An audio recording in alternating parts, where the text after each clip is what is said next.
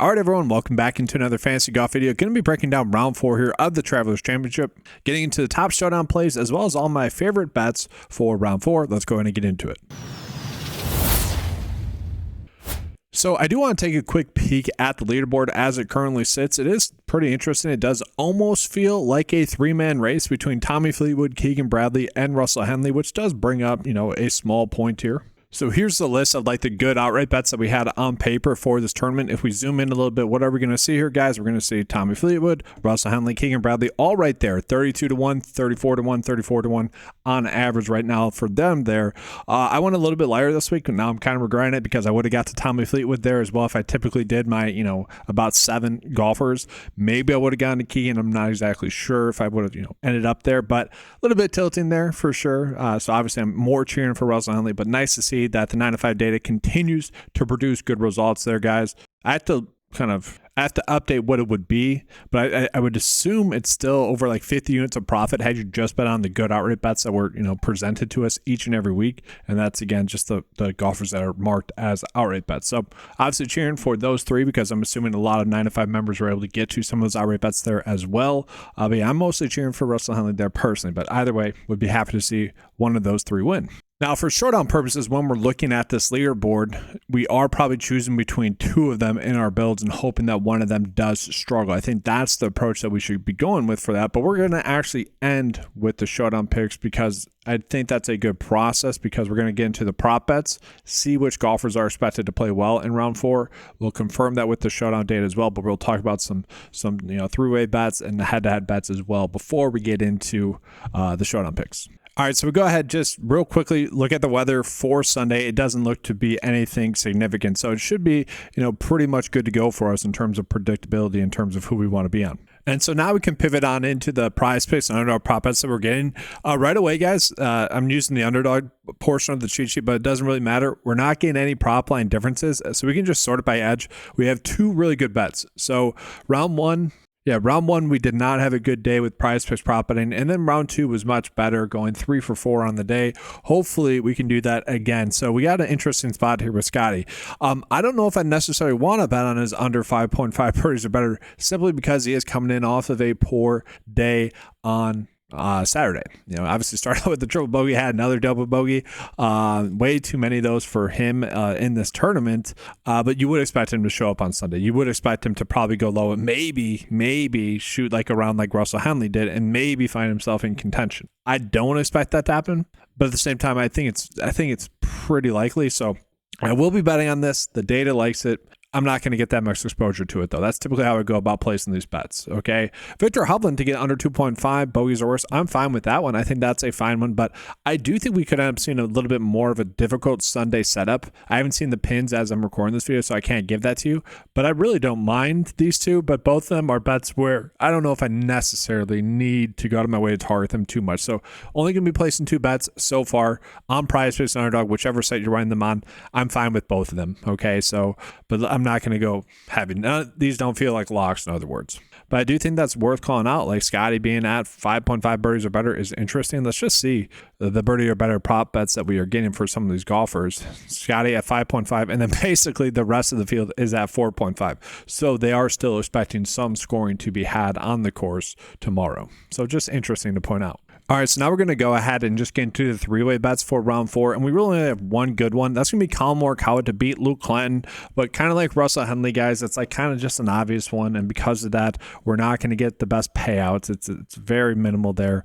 That's the issue that we have, but it is seemingly a decent bet. Now, we are getting Christian Bezuidenhout over Tony Finau as a decent bet there. It pays out very well as well, so you could potentially get to that one there as well. Those are going to be the 2 bets I'm going on my way to target, but I also don't hate the idea of Max Gracerman to beat Alex Noren as well. So probably just get into those 3. And then from there, just moving on to some head-to-head bets. All right, so moving on to that head-to-head bets here. Ryan Gerard over Max Homa is an interesting one at -120. It's like surprising odds there as well, but I think we're fine getting there. This one's interesting to me. Russell Henley losing to Tommy Fleetwood. I don't know if I necessarily need to get there just because Russell Henley is probably trying to be a little bit more aggressive, whereas Tommy Fleetwood's probably going to be playing a little bit safer.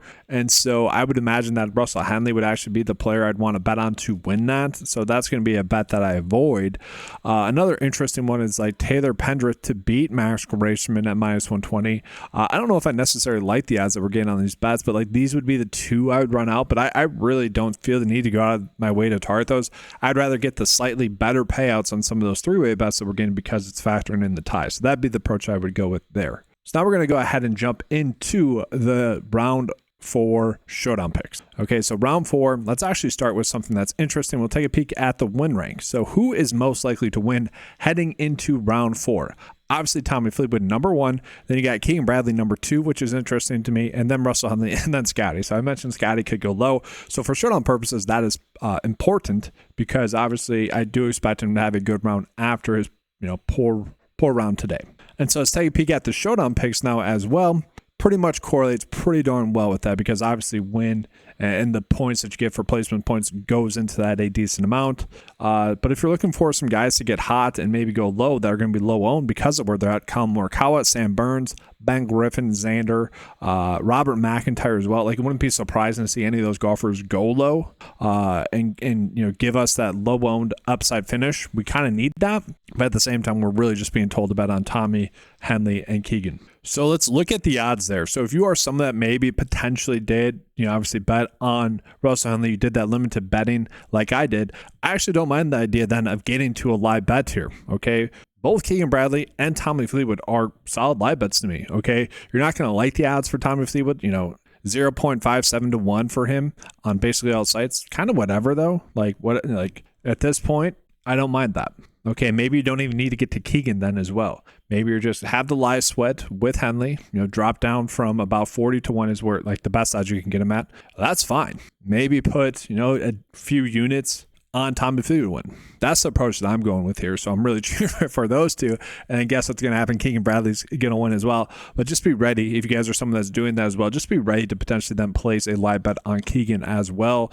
It is a line for us to have a good week if you guys do end up going with that route there as well. But I'm just kind of showing the odds for players to win just so you guys can see for showdown purposes as well. So let's jump into that now more with the 9-to-5 lineup builder. And so again, guys, I do think it could end up being a good rule to say that I want at most 2 of Fleetwood, Russell Henley, and Keegan, because I don't know, I just kind of feel like one of those 3 are gonna slip up, and we don't know which one exactly. The data kind of suggests all of them are gonna play well, but I think we just do that rule and just kind of run out the lineup. So I'm just generating. That's the only thing I'm doing. Again, typically speaking, I'm going to do about 30% max exposure. But let's just see the lineups that's spitting out to us then. So it did get to let's actually do we'll do 60% max exposure because if we are doing this rule at most 2, it could limit us a little bit too much. So let's just do that real quick and see if it spits out lineups. Okay, so it did. So it is getting 60% Tommy, 60% Henley, and then Keegan 55%. So I'm still pretty good with that. So the optimal lineup that it's seeing right now, Tommy Fleetwood, Justin Thomas, Russell Henley, Aaron Rai, Taylor Pendrith, Luke Clanton. Don't know if I like Luke Clanton being in there, but obviously that's more of a price point thing that they're trying to do there.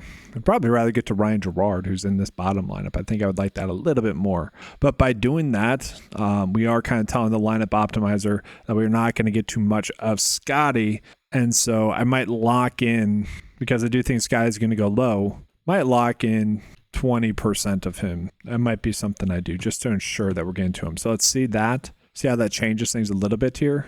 I don't need to get to that much of Aaron Rai or Taylor Pendrith, so I'll probably change that a little bit. But you guys kind of get the path that I'm on there a little bit more so. But that's going to do it for this video.